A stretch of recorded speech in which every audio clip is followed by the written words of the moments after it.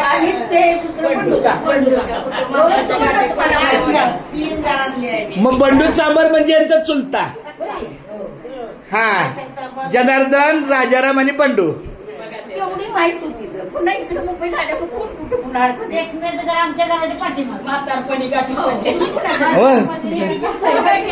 तेच ना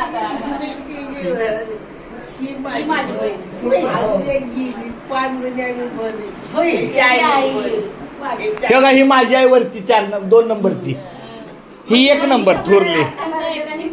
अरे बापरे, माऊली रामकृष्णारी. मी यांचे लक्ष